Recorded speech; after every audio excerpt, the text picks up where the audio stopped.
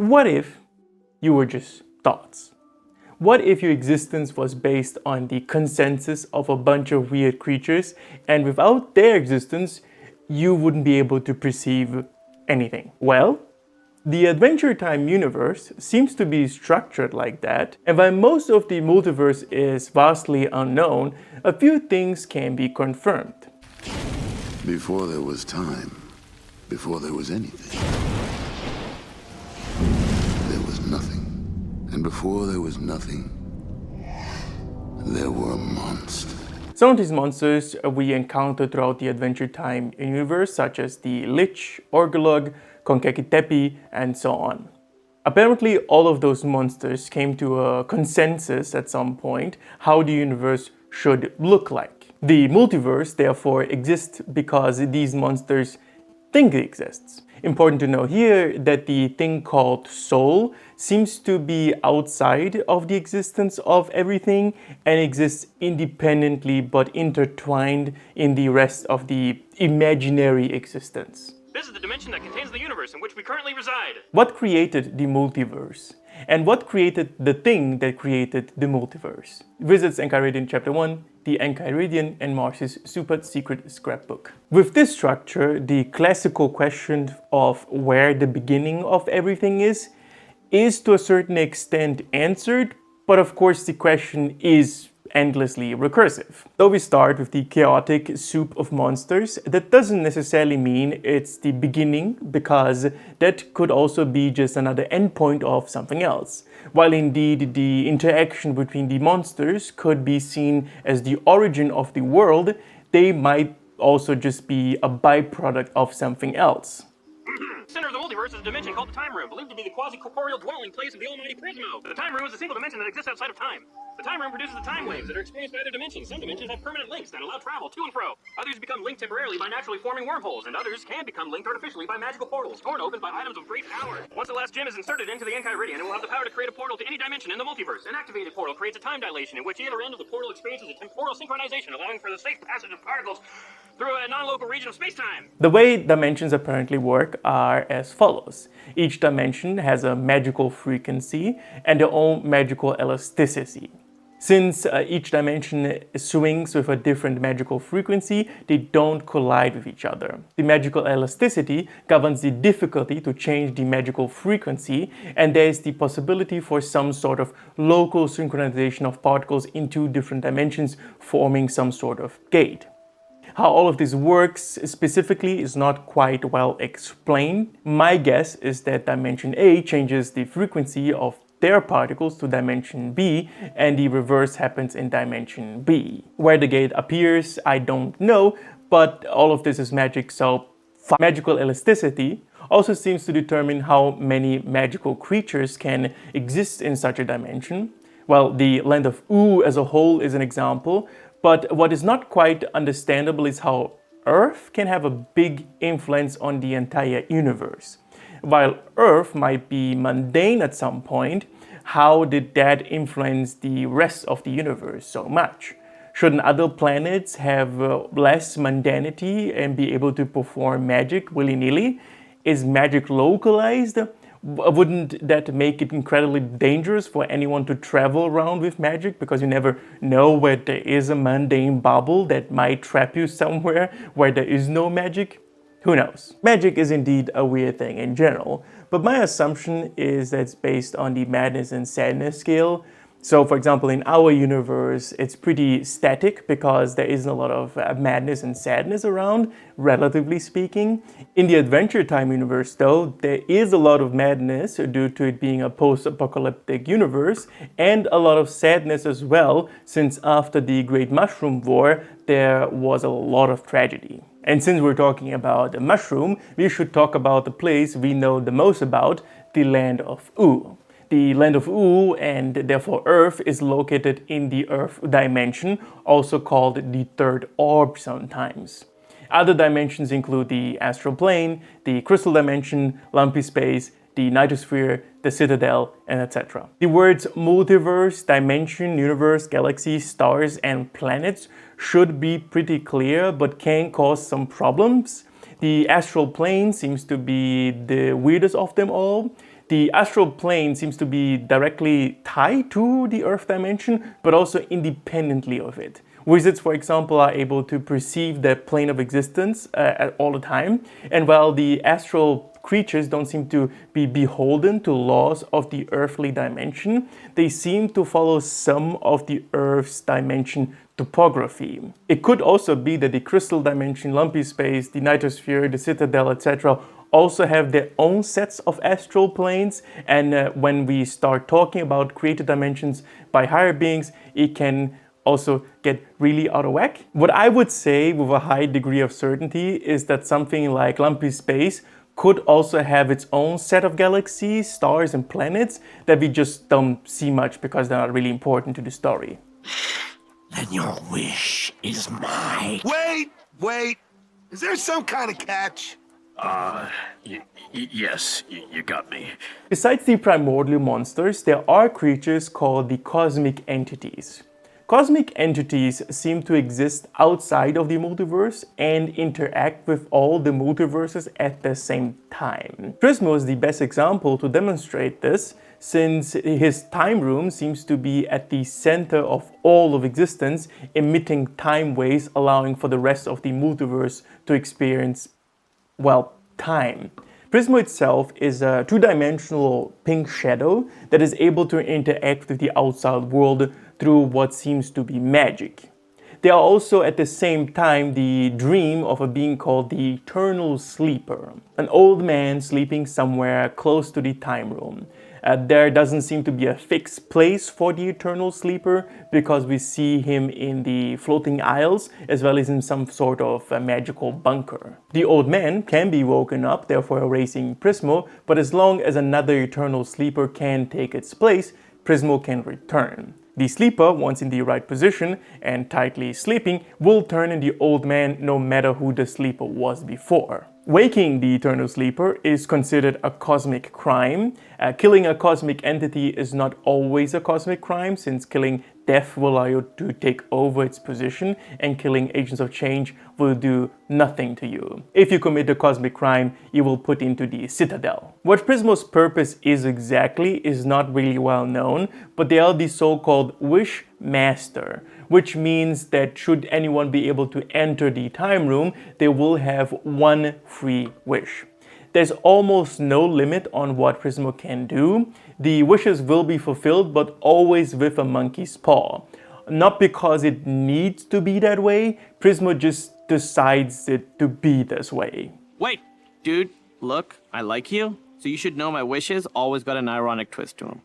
It's like a monkey's paw kind of thing. Okay, I wish, the Lich's wish, was for me, and Finn, to go back home to Oo.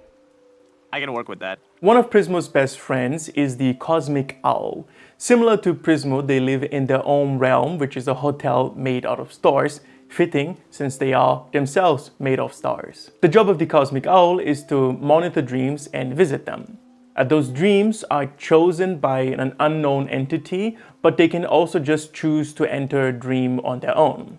Dreams in which the Cosmic Owl appears are prophetic and will come true no matter what. Dreams in which the death of a sleeper are depicted are so-called croak dreams and are also 100% correct in predicting the dreamer's death. While both entities have a dream connection, there seems to be no deeper meaning to all of it. But given that Prismo itself is a dream and the Cosmic Owl appears in dreams that become true, it could be that the powers are interlinked. The Cosmic Owl might be unknowingly fueling all his prophetic powers into Prismo, since they are technically speaking always in the same dream. Like in many other pantheons of gods, you have life and death. Editor's notes. That is literally their names. That life and death deal with the souls of the deceased, and they're also married to each other. Or at least a version of them are. Thanks, baby. The first death we met in the show died by the hands of his son, who got killed by Mr. Fox, making him new death. This basically confirms that cosmic entities are rather a set of powers than the entities themselves, and powers can be transferred in certain situations. Cosmic entities, or at least their current avatars, are not undying, but they seem to be immortal. Another group of entities are so-called the catalyst comets, and Every 1,000 years, the catalyst comet mysteriously reincarnates itself and collides with Earth, bringing with it an agent of change. they are neither good or evil and are just there to bring change to whenever and wherever they land. Sometimes they will change the world and make it better. Sometimes they will bring death and destruction whenever and wherever they go. Agents of change enter the reincarnation cycle like every other living being and are able to continue their mission beyond death.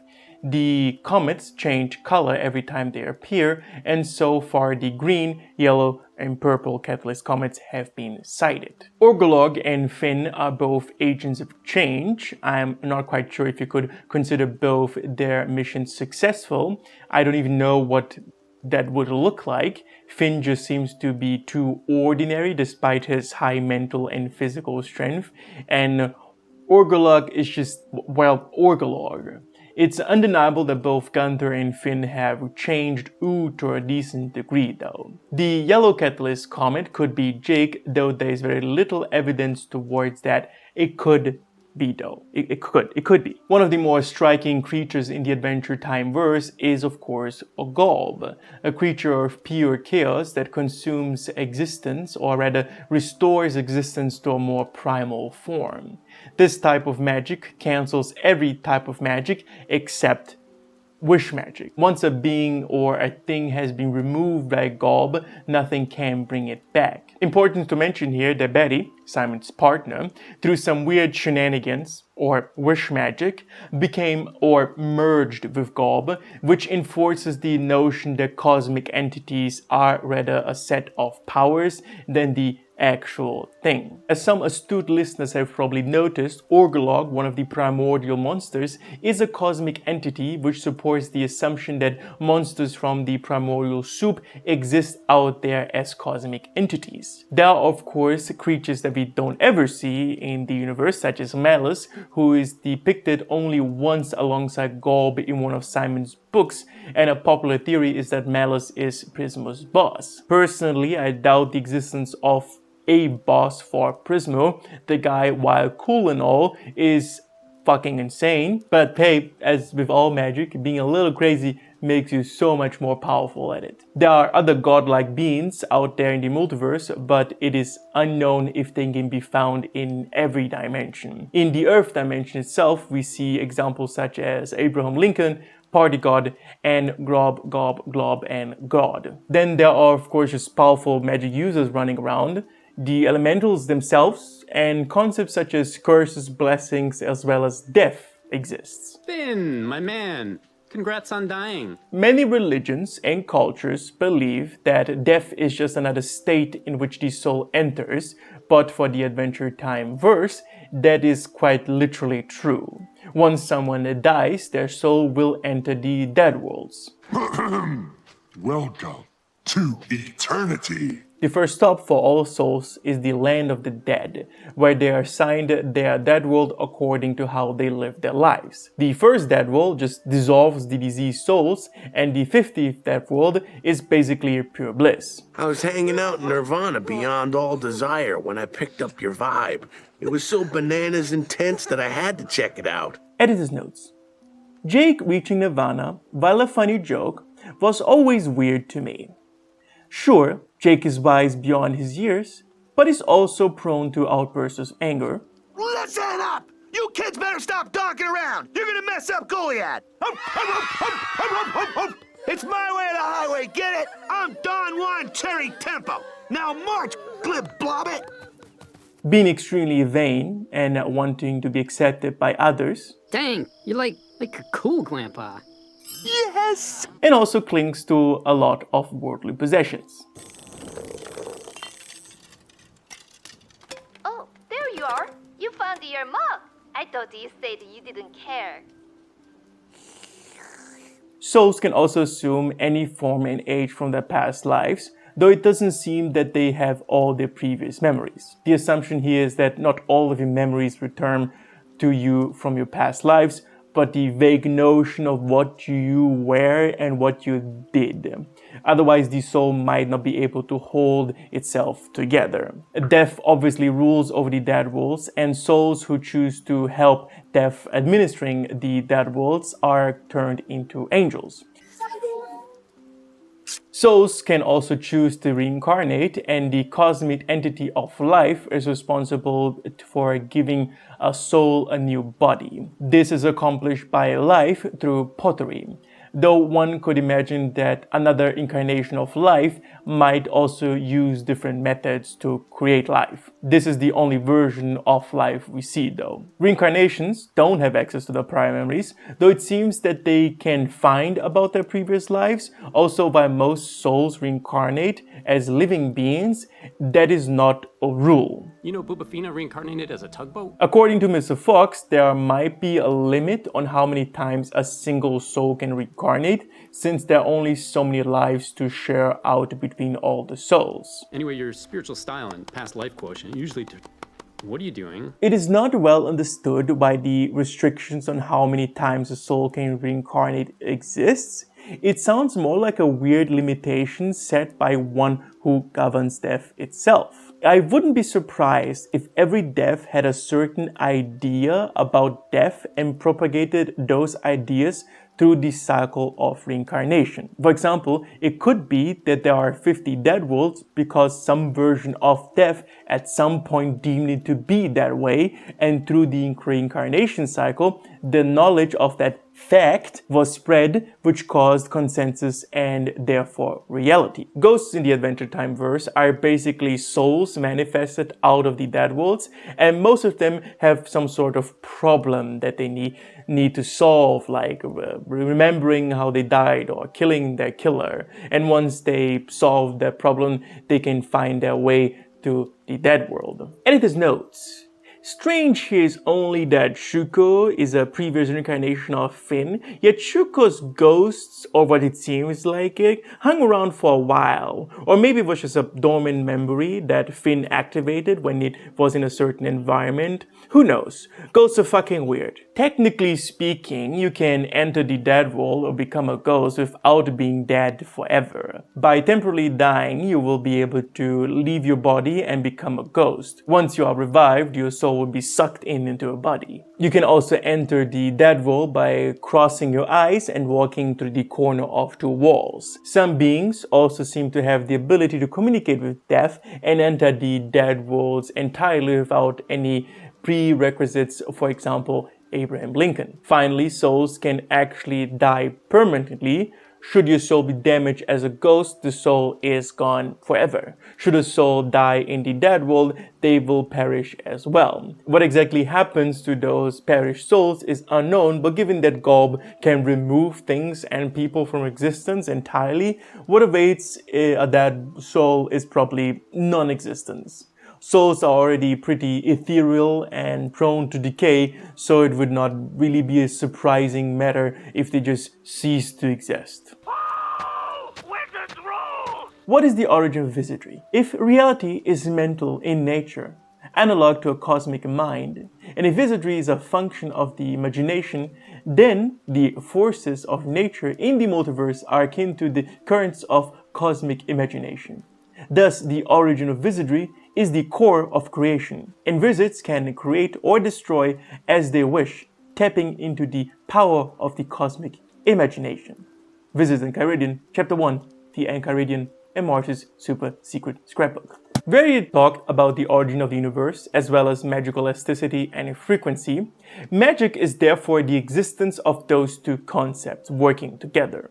The multiverse is just made of perception or dreams, if you like. Through a vivid imagination and a warped perception, you should be able to change everything in and around you. While magic users are typically called wizards and witches, everyone can technically learn to wield magic. However insecure a wizard might be, wizardry is the realm of the imagination, and even the flabbiest, most flop-sweaty wizard can warp your perception enough to make you believe that they are fully capable of kicking your butt. Wizards, Enchiridion Chapter 2, The Enchiridion in Marsh's Super Secret Scrapbook. The most common method of casting magic is of course spell casting, which is basically saying words to channel your imagination through the outside world. This requires a lot of time and practice.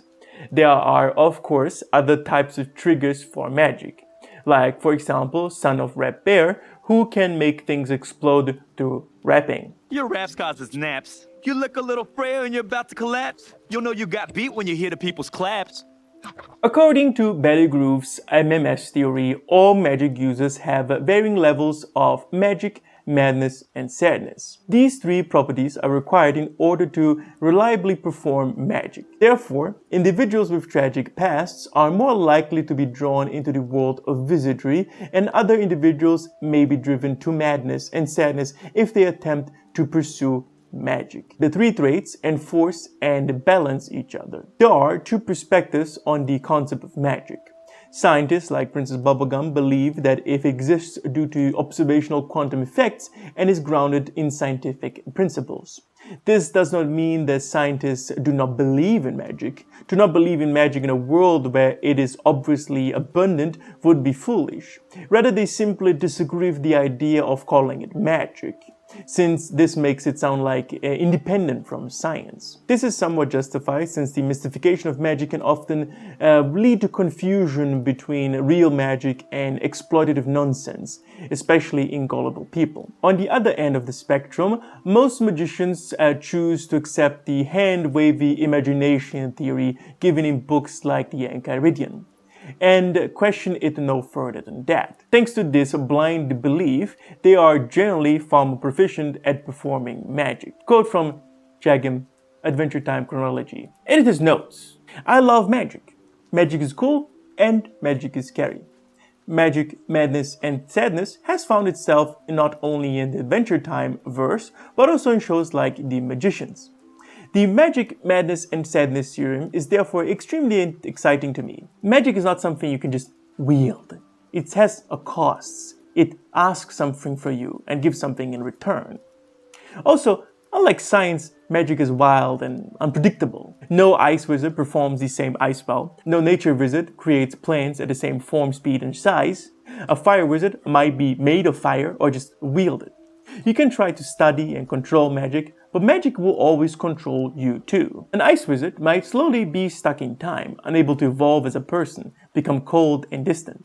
A nature wizard might become a dirty hippie, untethered from reality and living purely in the ethereal realm of nature. A fire wizard might have a worse and worse temper the more they use their power. My point is that magic sounds fun, looks fun, and everyone would probably want to wield it. But it is probably one of the most dangerous tools in any universe where magic exists. I like how in Adventure Time, magic is not just a whimsical cure-all, but also has a cost.